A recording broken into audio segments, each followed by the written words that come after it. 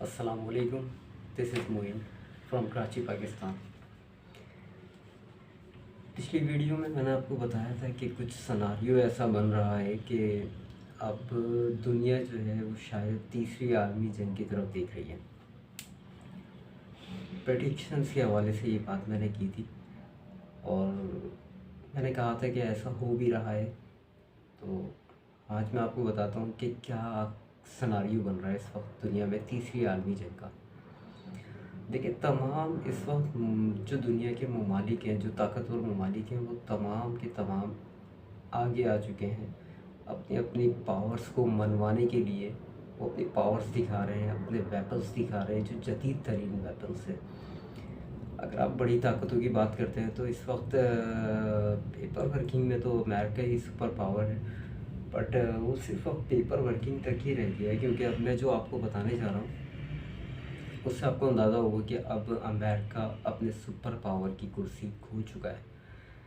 देखिए, हाँ, अभी जो प्रॉब्लम चल रही है बेसिकली अमेरिका और रशिया की। तो रशिया और अमेरिका इस वक्त बिल्कुल एक दूसरे के अगेंस्ट आके खड़े हो चुके हैं यूक्रेन के मसले पर। बेसिकली यूक्रेन जो था वो रशिया का ही एक टुकड़ा था जो कि सोवियत यूनियन टूटने के बाद अलग हो गया। तो जाहिर सी बात है, अब रशिया जो है वो वापस अपनी पावर में दोबारा आ रहा है, तो वो अपने इलाकों को वापस लेना चाहता है। और इस वक्त बॉर्डर पर यूक्रेन के बॉर्डर पे तकरीबन तकरीबन 1 लाख के करीब फौजें हैं जो रशियन आर्मी खड़ी हुई है। इस इलाके में तसल्लुत जो है बेसिकली वो अमेरिका का है, अब जाहिर सी बात है। और अमेरिका चाहता है कि उसको नेटो ममालिक का रुकन बना दिया जाए। बट अगर उसको नेटो का रुकन बना दिया जाएगा तो जाहिर सी बात है वहाँ पे रशिया के जो प्रॉब्लम है वो बढ़ेगी, क्योंकि उसको वो इलाके अपने जाहिर सी बात है वापस लेने हैं, तो उसकी प्रॉब्लम में इजाफा हो सकता है। बट रशिया ने तकरीबन वहाँ पे हमले की तैयारी कर ली थी। बट अभी वो कुछ रुका हुआ है, क्योंकि कुछ ये मामला जो है वो अमेरिका से डिस्कस हो रहे हैं। तो ये भी आमने सामने आके खड़े हो गए। पिछले शायद पिछला हफ्ता ही था शायद टेलीफोनिक कन्वर्सेशन हुई जिसमें अमेरिका के सदर और रशिया के सदर थे आपस में। इनकी टेलीफोनिक कन्वर्सेशन हुई यूक्रेन के मसले पर और काफ़ी तल कलामी हुई है इनकी आपस में, यहाँ तक कि आपस में इन्होंने एक दूसरे को धमकी भी दी है टेलीफोनिक। और रशिया का मौक़िफ़ ये था कि यूक्रेन के मसले पर अगर वो बीच में आता है तो ऐसा करने से वो आँख से खेलने को दावत देगा।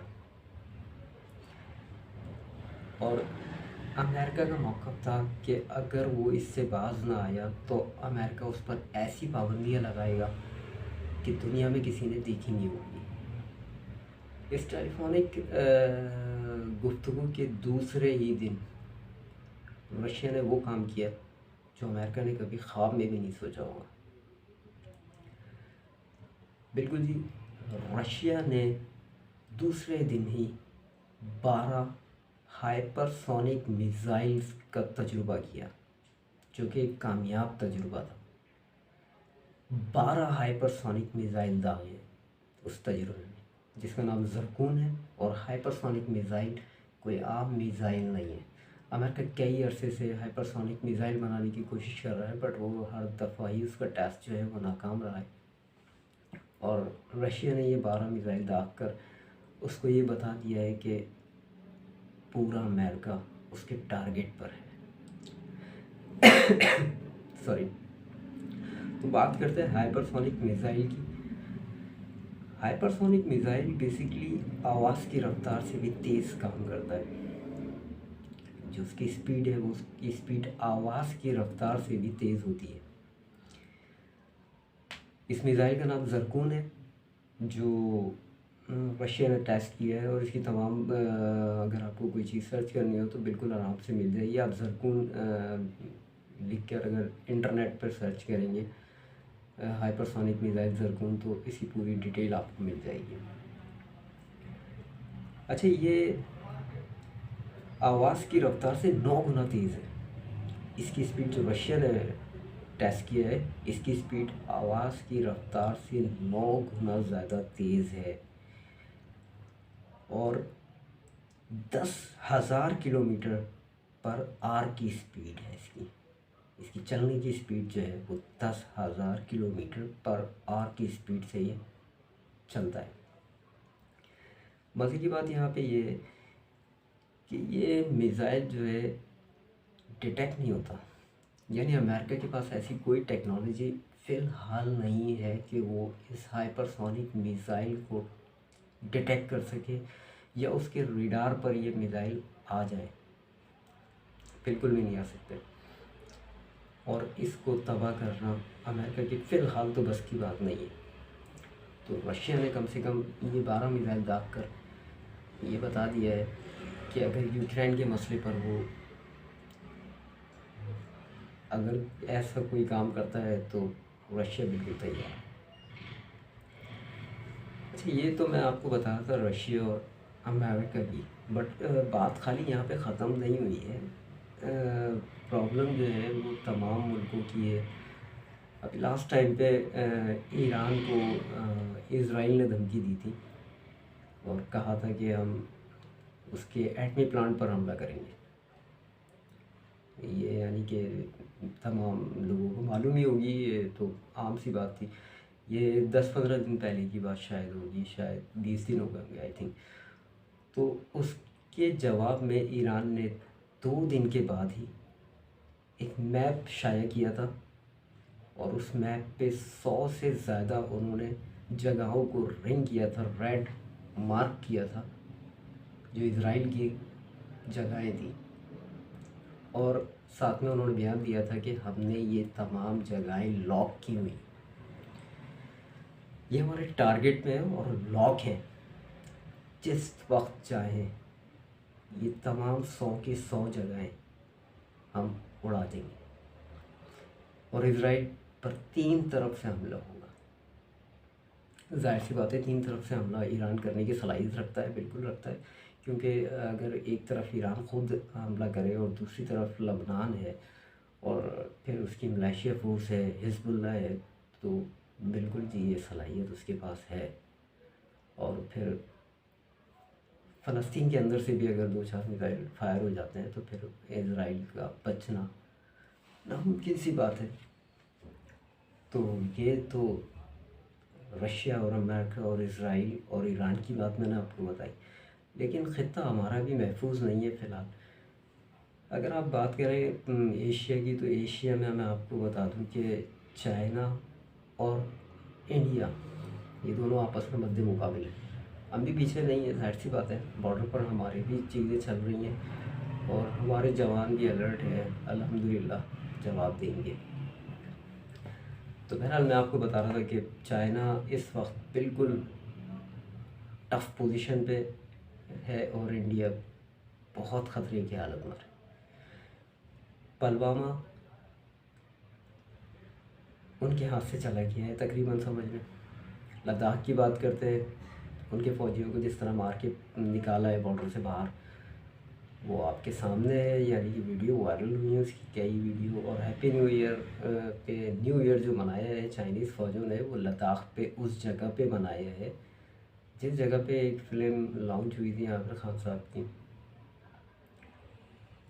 3 इडियट के आखिरी मनाज़िर जो थे वो लद्दाख के जिस जगह पर रिकॉर्ड हुए थे उस जगह पर अब चाइनीज़ फ़ौजी तैनात हैं, यानी कि अब वो इंडिया का एरिया नहीं रहा। अगर बात करते हैं इंडिया के अरुणाचल प्रदेश की, तो अरुणाचल प्रदेश पे भी चाइनीज़ फ़ौजें कंट्रोल हासिल कर ली है, चाइनीज़ फ़ौजियों का मौजूद है। तो ख़ित्ता ये भी अमन में नहीं है कम से कम। अच्छा, जाहिर सी बात है इंडिया को 2 तरफ से प्रॉब्लम है। वो समझ रहा था कि शायद रशिया उसको बचाने के लिए आएगा इंडिया को, बट रशिया इस वक्त इस पोजीशन में है कि जो अमेरिका के साथ है वो रशिया का दुश्मन है और जो अमेरिका का दुश्मन है वो रशिया का दोस्त है। इस वक्त पाकिस्तान की जो पोजीशन है वो बड़ी ज़बरदस्त है। पाकिस्तान किसी भी हालत में चाइना को नहीं छोड़ सकता और चाइना बेसिकली अमेरिका के अगेंस्ट है। इसका मतलब है वो रशिया का दोस्त है। और अगर पाकिस्तान चाइना का दोस्त है तो जाहिर सी बात है उसको अमेरिका के अगेंस्ट आना पड़ेगा जो आ रहा है। और पाकिस्तान अगर अमेरिका के अगेंस्ट आ रहा है तो वो फिर रशिया का दोस्त है। तो पोजीशन ऐसी। अब रशिया ने इंडिया को क्लियरली ये कहा था कि वो अपना मौक़िफ़ क्लियर करे कि वो कहाँ है खड़ा हुआ इस वक्त। आया कि वो अमेरिका के साथ खड़ा हुआ है, आया कि वो इस प्लेटफॉर्म पर है जिस प्लेटफॉर्म पर चाइना पाकिस्तान है। बड़ी मुश्किल में था। तो आज जो है इंडिया ने एक तबाहकुन काम किया है और उसने भी आज सुपर सोनिक मिसाइल का तजुर्बा किया जो कि एक कामयाब तजुर्बा था। सुपर सोनिक मिसाइल है ये और इसका नाम है ब्रह्मोस। आज उसने ये मिसाइल को फायर करके या कामयाब टेस्ट करके ये बता दिया है कि वो भी मज़ाहमत की पोजीशन में है, लड़ सकता है। बात करते हैं इंडिया के हाइपरसोनिक मिसाइल की। तो इसकी स्पीड मैच 2.0 से लेकर 2.8 तक है और ये आवाज़ की रफ्तार से 3 गुना तेज़ काम करता है। अच्छा, ये तो ब्रह्मोस 1 था जिसके बारे में मैंने आपको बताया। ब्रह्मोस 1 का कामयाब तजुर्बे के बाद ब्रह्मोस 2 पे इनका काम जारी है, जो जाहिर सी बात है अपडेट वर्जन होगा ब्रह्मोस 1 का। ब्रह्मोस 1 लॉन्च करने के बाद इंडिया बिल्कुल चौड़ा हो गया, यानी अब वो सरदार हो गया है। क्योंकि पाकिस्तान के पास अभी तक पाकिस्तान ने ऐसा कोई टेस्ट फायर नहीं किया है जिसमें सुपरसोनिक मिसाइल। तो भाई ये जो ब्रह्मोस 1 है इसकी रेंज में हमारा यानी मेरा पाकिस्तान का गवादर मुकम्मल तौर पे, कराची मुकम्मल तौर पे उसके टारगेट पर है। और चाइना के वो सी एरियाज़, जो चाइना के तमाम सी एरियाज़ हैं वो तमाम ब्रह्मोस 1 के टारगेट पर आ गए हैं। यानी कि इंडिया ने ये लॉन्च करके चाइना को ये मैसेज करने किया है कि आपकी नेवल जो है वो हम ख़त्म कर चुके हैं। अच्छा जी, यहाँ पे एक मज़े की बात यह है कि इंडिया क्या, कम से कम मेरा मानना यह है कि इंडिया कम से कम खुद जो है ये काम नहीं कर सकता। ब्रह्मोस जैसा हाइपरसोनिक मिसाइल जो अमेरिका अभी तक नहीं बना पाया है, इंडिया लेके आ गया पता नहीं कहाँ से। तो ये कम से कम इंडिया अकेला नहीं बना सकता, ये तो मैं आपको गारंटेड दे रहा हूँ, बल्कि मैं सबूत दे रहा हूँ अभी आपको बता। ये हाइपरसोनिक मिसाइल इंडिया की वजारत दिफा और रशिया ने मिलकर बनाया था। ये ब्रह्मोस नाम जो है ये 2 वर्ड का मिलाप है, यानी एक वर्ड इंडियन है और एक वर्ड रशियन है। इन दोनों के मिलाप से ब्रह्मोस बनाया गया। ब्रह्मोस का पहला यानी मैं आपको बता देता हूँ वर्ड उसका ब्रह्मपुत्रा। और ब्रह्मपुत्रा इंडियन वर्ड है और दूसरा है मोस्किया और ब्रह्मपुत्रा। इन दोनों वर्ड को मिला के जो है ब्रह्मोस बनाया गया। तो कम से कम इंडिया में इतनी सलाहियत नहीं थी कि नहीं जो है कोई सुपरसोनिक मिसाइल बना ले। तो मैं आपको बताता हूँ अब चाइना भी कोई हल्का नहीं है। बेसिकली हाइपरसोनिक मिसाइल और सुपरसोनिक मिसाइल का जो लीडर इस दुनिया में माना जाता है वो चाइना है, क्योंकि चाइना 2 महीने पहले हाइपरसोनिक मिसाइल का तजुर्बा कर चुका। उसके बाद फिर ये रशिया ने किया है, जो 12 ज़रकून टेस्ट किए थे ये चाइना के बाद किए हैं। चाइना ज़रकून से पहले ही अपना हाइपरसोनिक मिसाइल लॉन्च कर चुका, कामयाब तजुर्बा था उसका भी। और ये तकरीबन 1.5-2 महीने पहले उसने इसका टेस्ट किया था और उसको यानी बानी कहते हैं हाइपरसोनिक मिसाइल का चाइना को। तो चाइना हल्का नहीं है। और चाइना के इस मिसाइल से यानी चाइना का जो हाइपरसोनिक मिसाइल है इससे अमेरिका मुकम्मल तौर पर हिट हो जाएगा। ये मैं आपको बता रहा हूँ। अमेरिका बिल्कुल चाइना के टारगेट पे है, उसने अपने पंजे जो है अमेरिका पे गाड़ दिए हैं इस मिज़ाइल के ज़रिए। अच्छा, बात करते हैं चाइना की मिज़ाइल की बात करते हैं। तो चाइना के मिज़ाइल जो है, मैं आपको इससे पहले एक और चीज़ बता दूं कि अमेरिका के पास इसको डिटेक्ट करने की भी सलाहियत नहीं है। ये मैंने आपको पहले भी बताया था कि ये अगर एक दफ़ा फायर हो गया तो ये डिटेक्ट नहीं हो सकता, ये फिर जाके तबाही इसने मचानी मचानी है।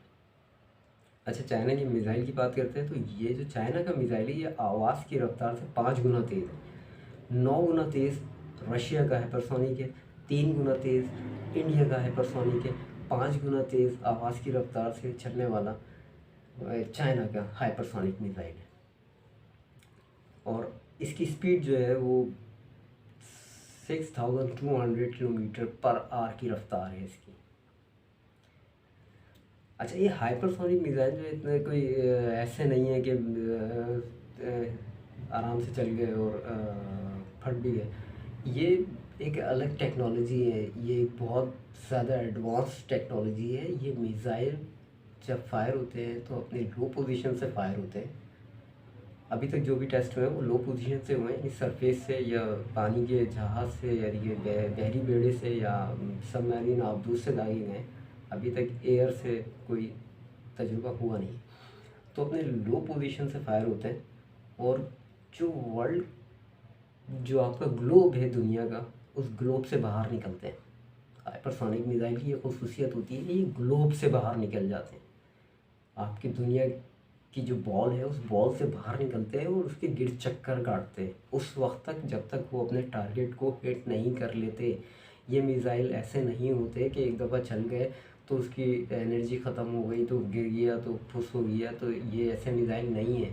ये एक दफ़ा फायर होंगे, अपने टारगेट को हिट करेंगे, भले वो वहाँ पे घूमते रहें उस ग्लोब के अतराफ़ में मंडलाते रहे, बट वो जैसे ही उनको कोई मौका मिलेगा वो अपने टारगेट को हिट करेंगे और तबाही मचा देंगे। यह हाइपरसोनिक मिसाइल की खसूसियत है। अच्छा, मैं आपको बताऊं कि जब रशिया ने अपना हाइपरसोनिक मिसाइल फायर किया था तो उसने ये करके दिखाया।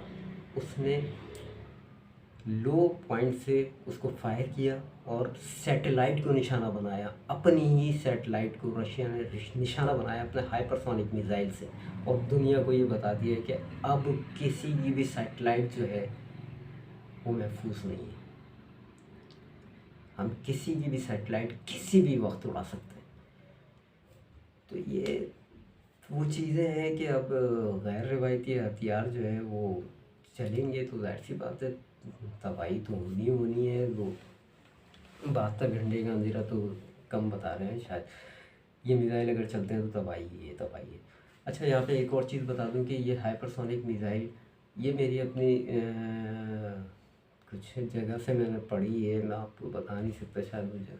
बहरहाल मैं आपको दावे के साथ कहता हूँ कि कुछ ही अर्सा पहले, हफ्ता या 10 दिन पहले जो है शुमाली कोरिया हाइपरसोनिक मिसाइल का तजुर्बा कर चुका 100% पानी के अंदर।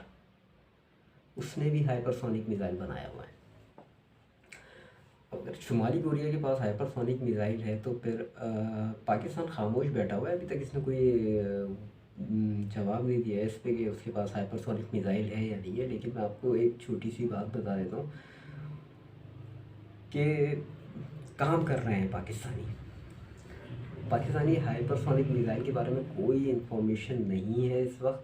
मगर मैं आपको एक बात बताऊं, अक्टूबर 2020 में नेवल एडमिरल ज़फ़र महमूद ने हाइपरसोनिक मिसाइल का तस्करा ज़रूर किया था। सॉरी, तजुर्बा में क्या किया, तस्करा किया था उन्होंने अपनी एक तकरीर में। और उनका कहना था कि laser based detected energy weapon पर काम कर रहे हैं। मैं दोबारा आपको रिपीट कर देता हूँ। उनका कहना था कि हम laser based detected energy weapon पर काम कर रहे हैं, यानी हम शायद उससे भी आगे की बात कर रहे हैं, लेज़र की। तो मेरा कहने का मतलब ये था कि मैंने आपको पिछले वीडियो में बताया था कि दुनिया थर्ड वर्ल्ड वॉर की तरफ जा रही है और ये बिल्कुल तैयार रखी हुई है, प्लॉट बन रहे हैं तो वो ब्लॉग भी आज मैंने आपको डिफ़ाइन कर दिया कि पहला ब्लॉग तो मैं आपको यही बता चुका हूँ कि India, sorry, China, Pakistan, Russia same page पे। एक और आपको न्यूज़ दे दूँ कि बहुत जल्द पाकिस्तान के प्राइम मिनिस्टर इमरान खान और चाइना के प्राइम मिनिस्टर शी साहब और रशिया के सदर पुतिन साहब की एक अहम मुलाकात होने वाली है, जिसका रिज़ल्ट क्या आता है वो वक्त बताएगा, लेकिन ये खित्ते की ताकत को तब्दील करेगी। जंग की तैयारी मुकम्मल है। अल्लाह पाक सबको अपने हिफ्ज़ अमान में रखे, मगर हालात कुछ अच्छे नहीं हैं। देखिए ऊँट किस करवट बैठता है। जब तक इजाज़त दे,